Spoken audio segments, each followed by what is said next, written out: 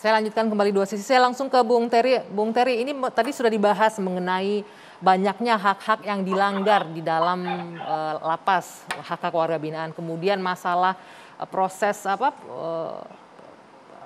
untuk pemidanaan, politik pemidanaan kita yang masih bermasalah. Kemudian yang paling penting soal mengatasi overcrowded ini, over capacity yang memang menjadi masalah klasik yang ujung-ujungnya masalahnya kepentok di anggaran dan lain-lain. Ya, berapa menit saya diberi waktu ini? Ya. Halo, berapa menit saya diberi waktu, Mbak?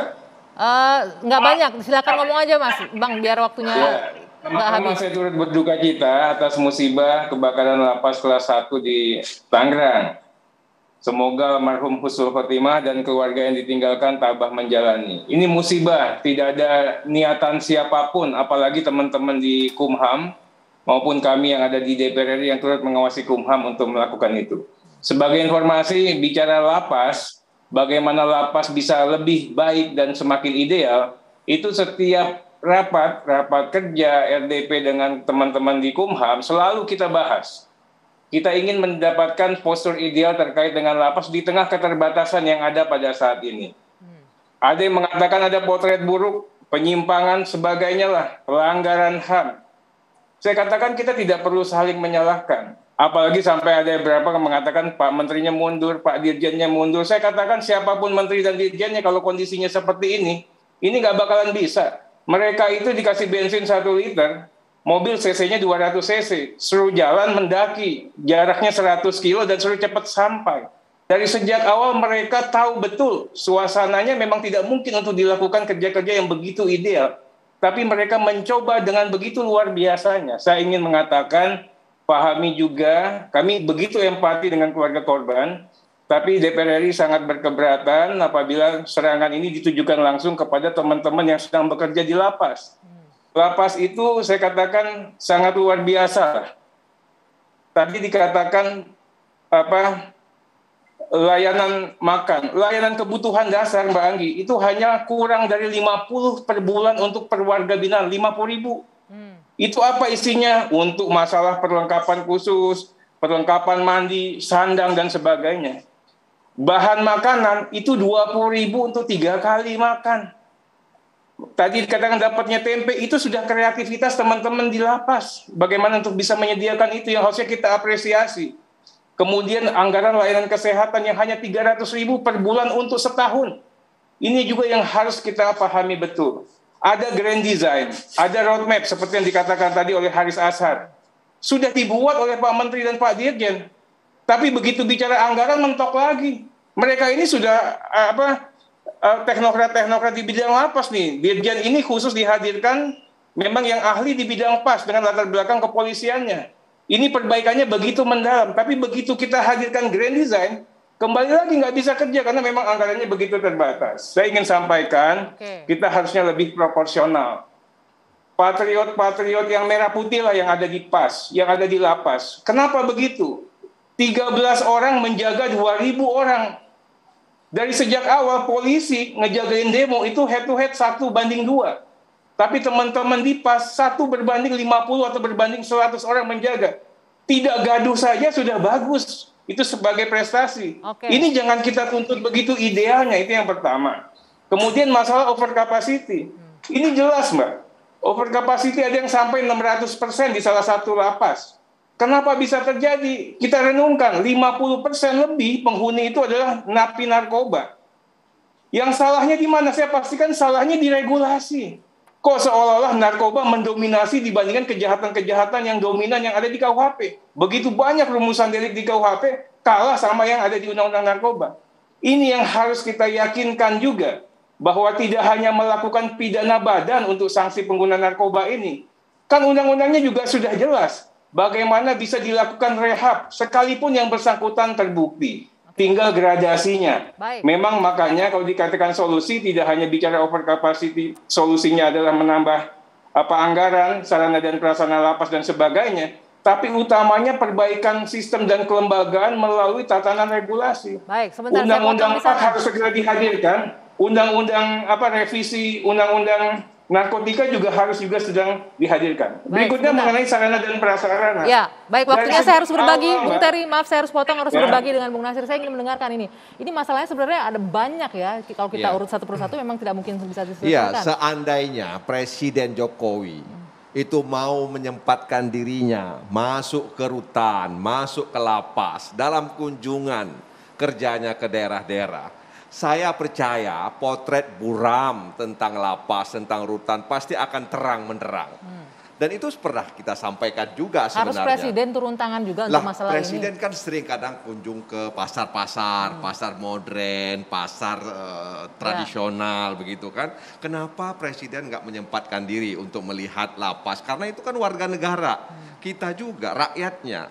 Karena di situ ada problem, ya. Sehingga kalau presiden langsung bisa melihat, maka dia akan tahu bahwa ada situasi seperti ini di rutan dan lapas. Sehingga kemudian perlu dicari solusi. Nah, sebenarnya dalam rangka mengatasi overcrowding, tadi sudah disinggung oleh Pak Terutama untuk Dirjen, kasus kemudian narkotika yang Bung banyak itu. Haris dan Arteria.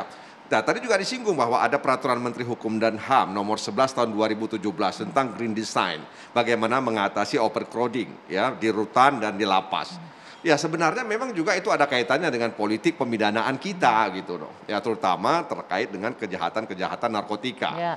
Nah sehingga kemudian mereka yang menjadi korban, mereka pecandu itu tidak kemudian dijebloskan. Dan sekarang ini kan kadang aparat penegak hukum sering sekali menggunakan alasan subjektif ketika melakukan penahanan. Ya, dan tidak ada yang mempertanyakan alasan objektifnya. Ya karena untuk tidak melarikan diri atau menghilangkan barang bukti dan sebagainya. Itu kan alasan subjektif penegak hukum. Tapi alasan-alasan objektif itu jarang sekali untuk kita kita koreksi. Nah, ini tadi, problemnya. Akhirnya apa? Ya akhirnya ketika bebannya bertambah berat, ya maka terjadilah ya situasi-situasi yang memang akhirnya dibenarkan. Oke, sebentar, Bung Nasir, Anda sudah menyinggung soal politik pemidanaan. Ini tadi Bung Terry juga sudah sempat sampaikan bahwa akhirnya banyak kasus-kasus narkotika yang kecil ini yang harusnya direhab, tapi kemudian ujung-ujungnya di penjara juga. Ya itu tadi karena penegakan hukum yang eksesif tadi itu.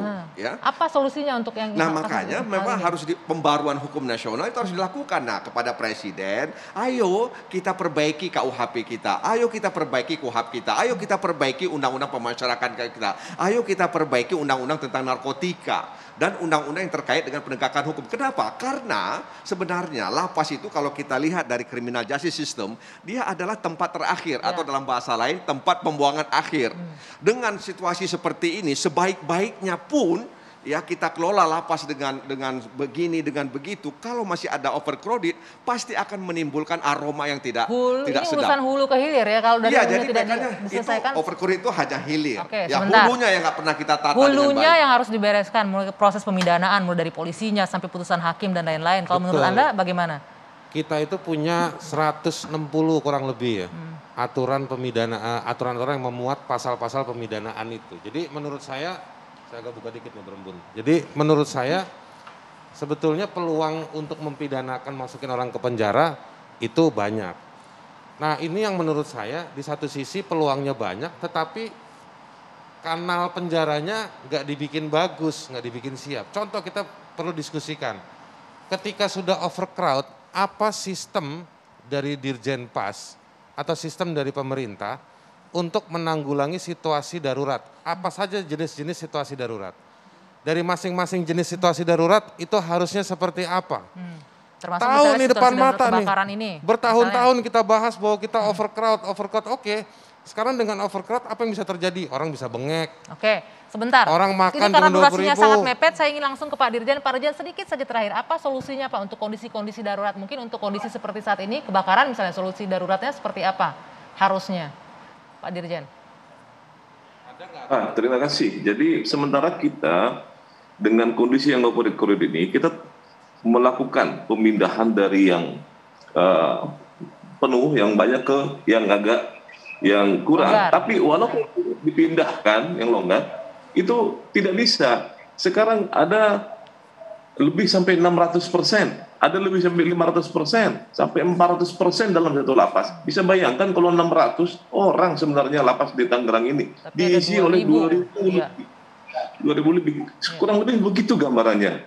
di seluruh Indonesia ini. Ada yang kecil-kecil di Maluku tapi 45 isinya 50. Oke. Tapi yang dominan di kota-kota besar seperti itu. Berarti memang tidak ada solusi daruratnya. Ada solusinya, misalnya bicara sama Mahkamah Agung supaya tidak menghukum yang ujung-ujungnya selalu ke penjara. Oke. Itu kan, belum lagi nanti ukurannya. Tadi yang ibu korban, anaknya 6 tahun. Joko Chandra cuma 4 tahun, ngabisin duit itu lain hal negara. lagi. Oke. Ya, undang-undang narkotika seperti itu.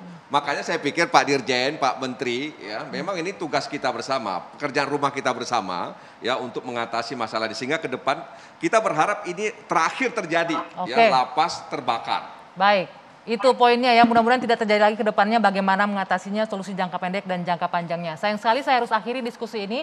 Terima kasih sekali Bapak-Bapak sudah bergabung, Pak Dirjen, Bung Arteria, Bung Nasir dan juga Bung Haris Azhar. Terima kasih. Saya Dwi Anggia, saya harus akhiri perbincangan di Dua Sisi malam hari ini. Selamat malam, sampai jumpa.